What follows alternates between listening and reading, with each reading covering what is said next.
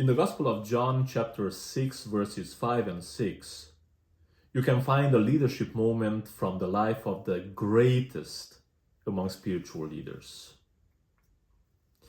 Then Jesus lifted up his eyes, and seeing a great multitude coming toward him, he said to Philip, "Where shall we buy bread that these may eat?"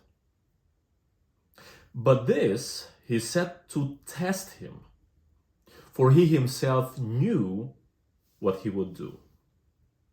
Yes, he knew what he would do. That's what it means to be intentional in spiritual leadership. Jesus didn't act randomly. He didn't leave his actions to chance. We don't see him lead by accident.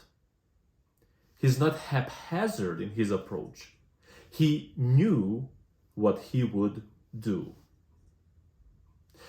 To be an intentional spiritual leader, you need to understand the roles of those involved. First, you want to make sure you know your own role well.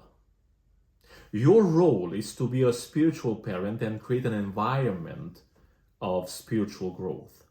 For spiritual babies to become spiritual kids. For spiritual kids to become spiritual youngsters. For spiritual youngsters to become spiritual adults or spiritual parents. Then you want to be aware of the role of those you're leading or you're growing.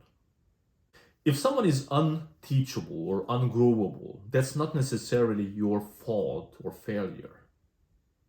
Spiritual growth is not up to only spiritual parents.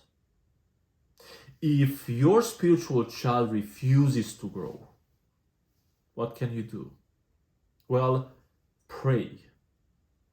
See, spiritual leaders often forget they are not God. Allow God to play his role. He plays it well. Now, intentionality in spiritual leadership doesn't mean rigidity. Being an intentional leader doesn't mean controlling every possible distraction so you can perfectly execute your plan. An intentional spiritual leader is also flexible. Sometimes you have to stop, even make a detour for the sake of meeting people where they are and attending their specific needs. So adjust, but don't be sidetracked. Keep focused and lead deliberately. Continue to intentionally invest yourself in the growth of your spiritual children. God bless.